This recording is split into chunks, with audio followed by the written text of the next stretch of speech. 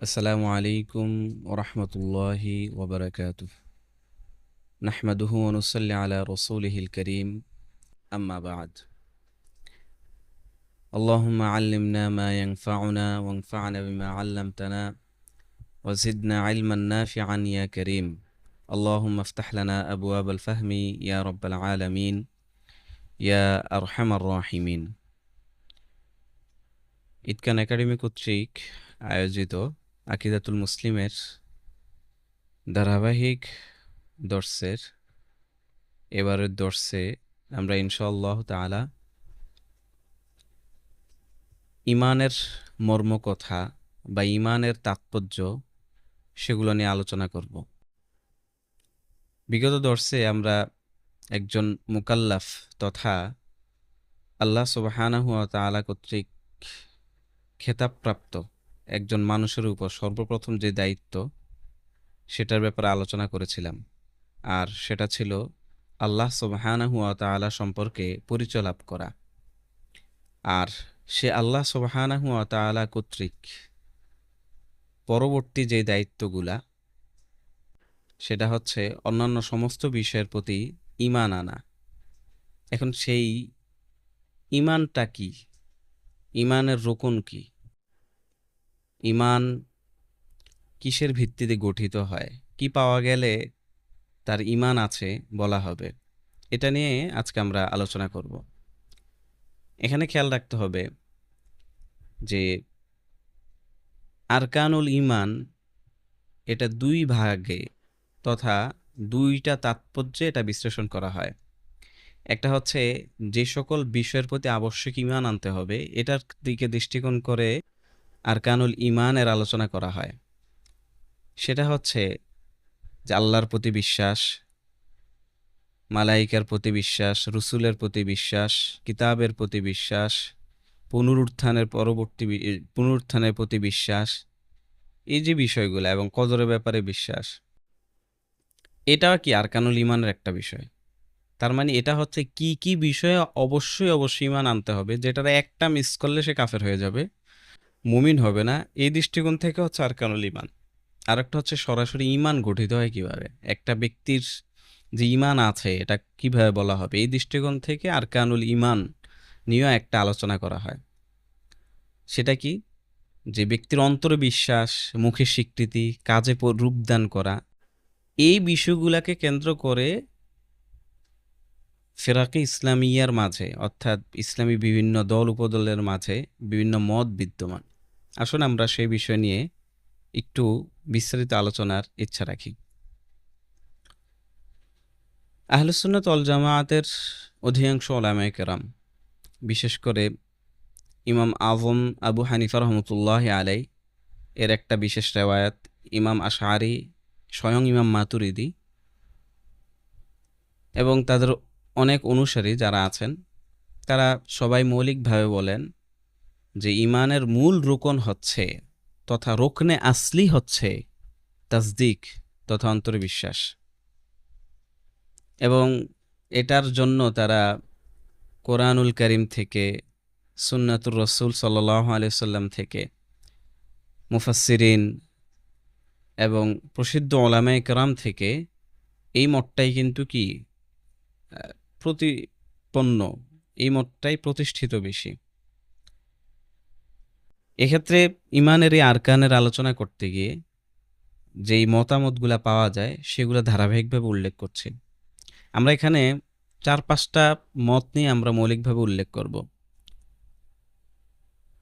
প্রথমত, খারেজি যারা আছে, যারা খাওয়ারেজ, তারা ঈমানের আরকানকে তিনটি আরকানে, মানে তিনটি রোকন বলেন ঈমানের জন্য, যে ঈমান পরিপূর্ণ হওয়ার জন্য তিনটি রোকন লাগবে।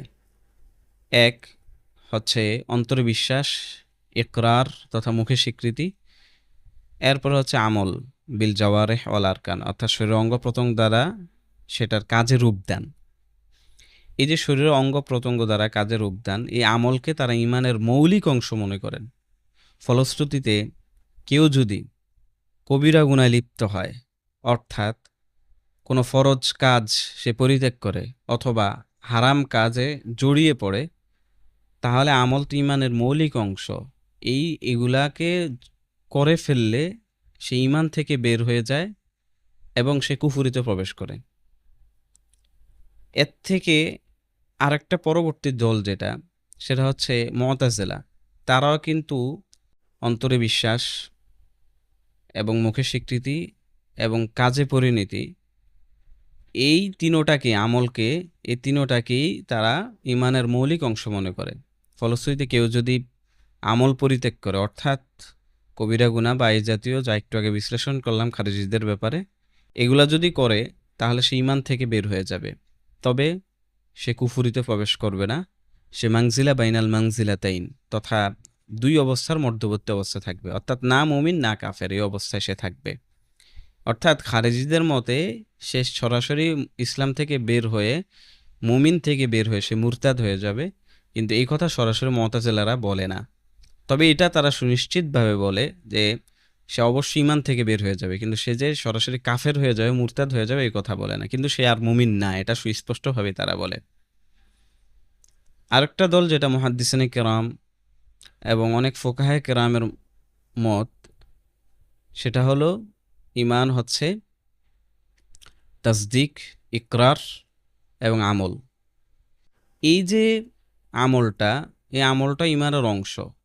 তবে তাদেরকে যখন প্রশ্ন করা হয় কেউ যদি কবিরা গুনাহ করে বা আমল পরিত্যাগ করে তাহলে কি সে কাফের হয়ে যাবে, এক্ষেত্রে তারা বলে যে না, কাফের হবে না। এখন এগুলোর ফলাফল আমরা বিশ্লেষণ করব, তার আগে আমি আরও দুইটা মাযহাবের মত উল্লেখ করি। সেটা হচ্ছে মাতুরিদিয়া যারা ধারা আছে, ইমাম মাতুরিদি না, যারা মাতুরিদি, তারা ইমানের রোকন দুইটা করেন। একটা হচ্ছে তাসদিক তথা অন্তরে বিশ্বাস এবং মুখে স্বীকৃতি, আর আমলকে তারা ইমানের মৌলিক অংশ মনে করেন না, বরং ইমানের পরিপূর্ণতা দানকারী মনে করেন।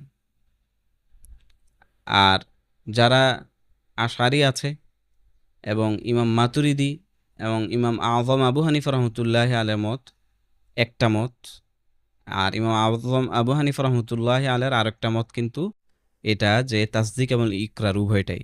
আর আরেকটা যেটা এখন বলছি সেটা হচ্ছে ইমাম আশারি, ইমাম মাতুরিদি এবং ইমাম আযম আবু হানিফা রহমতুল্লাহ আলাইহি থেকে একটা বর্ণনা অনুযায়ী যে আমলটা ইমানের মৌলিক অংশ নয়, বরং ইমানের মূল রোকন হচ্ছে শুধুমাত্র তাসদিক। এখন এগুলোর ফলাফল নিয়ে আমরা বিশ্লেষণ করি। প্রথমত, যারা খারেজি আছে এবং মুতাজিলা আছে, তারা আহলুস সুন্নাত ওয়াল জামাতের দৃষ্টিকোণ থেকে তারা এই মাসালার ক্ষেত্রে বিভ্রান্ত। কারণ আমলের কারণে একজন ব্যক্তি সুস্পষ্টভাবে ইমান থাকা সত্ত্বেও, অর্থাৎ অন্তরে বিশ্বাস থাকা সত্ত্বেও সে কাফের হয়ে যাবে, এই মত আহলুস সুন্নাত ওয়াল জামাত লালন করে না। এবং এটার ব্যাপারে দীর্ঘ আলোচনা, ইমামদের বক্তব্য আমাদের আকিদাতুল মুসলিমে উল্লেখ করা হয়েছে। আমরা ইকতিনামান লিল ওয়াক্ত, সময়ের ইয়ার ক্ষেত্রে শুধু মতগুলো উল্লেখ করে বিশ্লেষণ করে যাচ্ছি। এরপর যে মাতুরিদিয়াত যারা আছেন, তারা ইকরারকে তথা মুখে স্বীকৃতিকে ইমানের রোকন মনে করেন, কিন্তু এই রোকনটাকে রুকনে জায়েদি তথা কখনো কখনো এটা জায়েল তথা দুরূহীত হইতে পারে। যেমন একজন ব্যক্তির, সে মুখে কথা বলতে পারে না, তার জন্য মুখে স্বীকৃতি দেওয়া তো কি না, আবশ্যক না, অর্থাৎ সে বোবা, সে তো কথা বলতে পারে না। অথবা সে মাত্র অন্তরে বিশ্বাস করলো কিন্তু মুখে স্বীকৃতি দেওয়ার আগেই মারা গেল, তাকে কি একজন মাতুরিদি মুমিন বলবে? না, মুমিন বলে। তো এটা, এজন্য তারা বলেন যে এটা ঠিক আছে, এটা রোকন, তবে এটা কখনো কখনো এটা দূর হইতে পারে। কিন্তু অন্তরে যেটা বিশ্বাস, যেটা রুকনে আসলি, সেটা এক মুহূর্তের জন্য ব্যক্তির অন্তর থেকে যাইতে পারবে না। এক মুহূর্তের জন্য যদি তার অন্তর থেকে এই বিশ্বাসগুলো চলে যায় তাহলে সে কিন্তু মুমিন থাকবে না। আর আমলের ক্ষেত্রে যেটা বলা হইল যে আমলকে তারা ইমানের পরিপূর্ণ মনে করেন, পরিপূর্ণকারী, ইমানকে পরিপূর্ণতা দানকারী। আর যেটা আশারি এবং স্বয়ং ইমাম মাতুরিদি এবং ইমাম আজমের একটা রেওয়ায়াত, সেটা অনুযায়ী শুধু তাসদিক, তারা ইকরারকে শরীয়ত তার উপর কার্যকরণের জন্য শর্ত মনে করেন। অর্থাৎ তার কাছ থেকে ইকরার চাই, অর্থাৎ মৌখিকভাবে সে স্বীকৃতি দিবে, যাতে করে শরীয়তের হুকুম আহকাম তার উপর কি হতে পারে, কার্যকর হতে পারে। যেমন ইকরার হইলেই তো বোঝা যাবে সে মুসলিম, ফলশ্রুতিতে মুসলিম কবরস্থানে তাকে দাফন দেয়া যাবে, তার উপর জানাজা পড়া যাবে ইত্যাদি। এখন যদি আমরা খোলাসাটা নিই, সেটা হচ্ছে মুহাদ্দিসিনে কেরাম, ফোকাহা এবং এই মাতুরিদি, আশারি, এই যে তিনটা মত আমরা উল্লেখ করলাম, এর ক্ষেত্রে আমরা কাউকেই লক্ষ্য করি নাই যে আমলকে পরিত্যাগ করলে সেই ব্যক্তিকে কি বলা হয়, কাফের বলা হয়, যেভাবে খারিজিরা কাফের বলে দেন বা মুতাজিলারা ঈমান থেকে বের করে দেন, যে সে আর মুমিন থাকে না। তো আমলের সাথে তাহলে এখানে ঈমানের যে সম্পর্কটা, সেই সম্পর্কটা হচ্ছে মুকমিল তথা মুকাম্মিল, যে পরিপূর্ণতা দানকারী আমলটা। এটার খুব সুন্দর উদাহরণ দিয়েছেন ইমাম গাজালি রহমতুল্লাহ আলাই। তিনি বলেছেন যে একজন মানুষ, তার যদি দুইটা হাত না থাকে, দুইটা পা যদি না থাকে, তাকে কিন্তু মানুষ বলা হয়। কিন্তু যদি তার পুরা মাথাটাই না থাকে, তাহলে কিন্তু সে কি না, মানুষ হিসেবে থাকতে পারে না। তা আমলটা হচ্ছে এরকম যে দুইটা হাত, দুইটা পা বা মাথার চুল নেই, তাহলে তো তাই সে অপরিপূর্ণ একজন মানুষ, অপরিপূর্ণ একজন মানুষ। এর মানে এই না যে আমলের গুরুত্ব এখানে কমিয়ে দেওয়া হচ্ছে। নিশ্চয়ই আমল ছাড়া একজন ব্যক্তি নাজাত পাওয়া কঠিন, বরং আমল আল্লাহ তাআলার রহমত পাওয়ার সবচেয়ে বড় মানে অন্যতম একটা হাতিয়ার বা অন্যতম একটা মাধ্যম। কিন্তু এর মানে এই না যে আমল পরিত্যাগ করলে সে সম্পূর্ণ কাফের হয়ে যাবে, যেভাবে খারিজেরা এই মতগুলা দিয়ে থাকে। এবং মুহাদ্দিসিনে কেরাম আমলকে বলেন যে না, অবশ্যই আমল ইমানের অংশ। তবে তাদেরকে যখন প্রশ্ন করা হয় যে আমল পরিত্যাগকারী কি সে কাফের, এই কথা কিন্তু তারাও বলেন না, এই কথা তারাও লালন করেন না। তো এই জন্য খেয়াল রাখা চাই যে ইমানের মৌলিকত্ব হচ্ছে তাসদিক। এর সাথে কেউ কেউ ইকরারকে যুক্ত করেছেন রুকনে জাইদি হিসাবে, যদিও সেটা কখনো দুরূহিত হওয়ার উপযুক্ত, এটা খেয়াল রাখতে হবে। কিন্তু মৌলিক ইমানের ক্ষেত্রে আহলে সুন্নাত ওয়াল জামাতের যারাই আছে, আশারি মাতুরিদি যারাই আছে, তারা বলেন যে অন্তরে বিশ্বাস এটাই, এবং এটা কোরআন সুন্নাহ অর্থাৎ হাদিস, সাহাবীদের মত এবং ওলামায়ে কেরামদের বিশ্লেষণ এটা সুপ্রমাণিত। এখন যেটা পরবর্তী বিষয়, যে মুখের স্বীকৃতি এবং হচ্ছে কি আমলের সাথে ইমানের সম্পর্ক, আর সেটা হচ্ছে কি পরিপূর্ণতা স্বরূপ ইমান। মুখের স্বীকৃতির বিষয়টা তো আমরা স্পষ্ট করলাম যে মুখের স্বীকৃতি এটা অবশ্যই কি হওয়া চাই। এক আশারিদের মতে সেটা শর্ত স্বরূপ, অর্থাৎ ইমান আনলে তার উপর তো শরীয়ত আহকাম কার্যকর করতে হবে, সেটার জন্য শর্ত হচ্ছে অবশ্যই সে মুখে স্বীকৃতি দিবে। আর মাতুরিদিরা বলেন যে না, সে এটা তার জন্য আবশ্যক, যত দ্রুত সম্ভব সে এটা কি দিবে, মুখে স্বীকৃতি দিবে, না হলে তার ইমান পরিপূর্ণ হয় না। তবে কারো কারো ক্ষেত্রে সেটা কিনা আবশ্যক না, অর্থাৎ যে ব্যক্তি বোবা বা যে ব্যক্তিকে গলায় ছুরি ধরা হয় যে এখন তুমি যদি ওই কথা না বলো তাহলে তোমাকে হত্যা করা হবে, তখন যদি সে অন্তরে তাসদিক দৃঢ় বিশ্বাস রেখে সে যদি মুখে ভিন্ন স্বীকৃতি দেয়, তারপরও তাকে মুমিন বলা হবে, এই রুখসত শরীয়ত তাকে দিয়েছে। তো এই জায়গায় মাতুরিদিরও রুখসতগুলা দেন। তার মানে কিন্তু মাতুরিদি, আশআরি বা মুহাদ্দিসিনে কেরাম যারাই বলি না কেন, কেউই এক মুহূর্তের জন্য অন্তর থেকে তাসদিক এটা দূরীভূত হওয়াকে স্বীকৃতি দেন না। এই জন্য এটা হচ্ছে মৌলিক। আর আমলের যে বিষয়টা, অবশ্যই অবশ্যই আমলটা গুরুত্বপূর্ণ। এখন প্রশ্ন আসতে পারে যে আমলটাকে তার মানে খুব হালকা হয়ে গেল, না কখনোই না। এবং আযম আবু হানিফা রহমতুল্লাহ আলাইহির জীবনী দেখি, তিনি তার সারা জীবনের শেষে ৩০ বছর কাটিয়েছেন এই আমলের কাজেই, তো অর্থাৎ ফিকহের কাজেই, তো মানুষ কিভাবে আমল করবে, কিভাবে চলাফেরা করবে, এটার পিছনেই তার জীবনকে কি করেছেন, ব্যয় করেছেন। এই জন্য এই মাসালাটা বলার পিছনে এটা কারণ যে খারিজিরা যে নীতিতে আমলকে বিশ্বাস করে ইমানের মৌলিক অর্থে, সেই অর্থে ইমানের মৌলিক অর্থের মধ্যে আমল ঢুকবে না। তবে অবশ্যই ইমানের জন্য আমল জরুরি, ইমানের পরিপূর্ণতার জন্য আমল জরুরি। একজন ব্যক্তি তার যদি দুই হাত না থাকে, দুই পা না থাকে, তাকে মানুষ বলা হইল, সে কিন্তু সমাজের জন্য বোঝা হয়ে দাঁড়ায়, সেজন্য পরিবারের জন্য একটা বোঝা হয়ে দাঁড়ায়। ঠিক অনুরূপভাবে যারা অন্তরে বিশ্বাস করে কিন্তু সেই বিশ্বাসের আলোকে কাজ করে না, সে কিন্তু তার নিজের নফসের জন্য সে কিন্তু একটা কি বোঝা। এই পাপগুলা তার জন্য কিয়ামতে শাস্তির মুখামুখির একটা কারণ হবে। এই জন্য এইভাবে আমরা আমলকে বুঝি, আমলের বিষয়টাকে বুঝি। কিন্তু আমল নিয়ে বাড়াবাড়ি করতে গিয়ে কারো আমল যদি ভুলে যদি কেউ কোনো কাজ করে ফেলে তাকে কাফের বলে দেয়া, এটা আহলুস সুন্নাত ওয়াল জামায়াতের কোনো আলেমের কোনো মাযহাব স্কুল অফ থটের এটা কখনই মন্তব্য না। তো এই জন্য আমরা যারা খারেজি মুতাজিলা আছে তাদের থেকেও দূরে, অনুরূপভাবে মুরজিয়া যারা একদল আছে তারাও বলে আমল ইমানের অংশ না, কিন্তু আমাদের সাথে তাদের সাথে বিশাল তফাৎ। তারা এইভাবে বলে যে একজন মানুষের ইমান থাকার পরে আমলের ত্রুটি তার কোনো ক্ষতি করতে পারে না। যেরূপভাবে একজন মানুষের কুফুর করার পরবর্তীতে ভালো কাজ তার কোনো ক্ষতি করতে পারে না, অনুরূপভাবে একজন মানুষের ইমান আনার পরবর্তীতে কোনো খারাপ কাজ তার ইমানের ক্ষতি করতে পারে না। এই জাতীয় ভ্রান্ত কথা আমরা বলি না, বরং আমরা বলি যে না, অবশ্যই আমল গুরুত্বপূর্ণ এবং আমলের ত্রুটির কারণে সে কিন্তু আখেরাতে মুআখাযা তথা জবাবদিহিতার মুখোমুখি হবে, প্রয়োজনে সে শাস্তিও পাবে। এজন্য কবিরা গুনাহকারীর ব্যাপারে আহলুস সুন্নাত ওয়াল জামাতের অবস্থান হচ্ছে যে ইনশাআ আযাবাহুম বিআদলিহি ওয়া ইনশাআ আফা আনহুম বিফাদলিহি, যে আল্লাহ সুবহানাহু ওয়া তাআলা চাইলে তাদেরকে তার বিশেষ ফদল গুণে মাফ করে দিতে পারেন, বিশেষ রহমতের গুণে মাফ করে দিতে পারেন, অথবা সে তার আমলের ত্রুটির কারণে তার আল্লাহ তাআলা আদালত প্রদান স্বরূপ, ন্যায়পরায়ণতা স্বরূপ সে শাস্তির মোকাবেলা করবেন। আর কে আছে আল্লাহ সুবহানাহু ওয়া তাআলার সে আখিরাতের এক মুহূর্ত শাস্তিকে সে সহ্য করতে পারবে? কেউই নেই। এজন্য আমাদের ক্ষেত্রে মৌলিক যেটা বিশ্বাস করতে হবে যে আমলকে ঈমানের মৌলিক অংশ করে যাতে কাউকে তাকফির করা না হয়, কাফের মুরতাদের হুকুম দেয়া না হয়। আজকে সমাজে কিন্তু, সমাজ না বলে সারা বিশ্বের পরিমণ্ডলে এটা হচ্ছে যে আমলকের বিষয়গুলোকে কেন্দ্র করে কাফের বলে এ খারিজি যারা আছে, এই জাতীয় সম্প্রদায় যারা আছে, মুসলমানদের ভূখণ্ডের মধ্যে রক্তপাত ঘটানো হচ্ছে।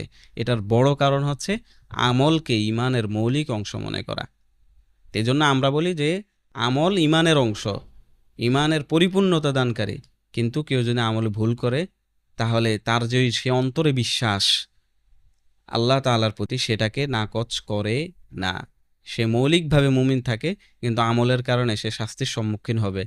এটাই আবার চাইলে আল্লাহ তাআলা একান্ত অনুগ্রহে মাফ করে দিতে পারে, কিন্তু সেটা অনেক কঠিন।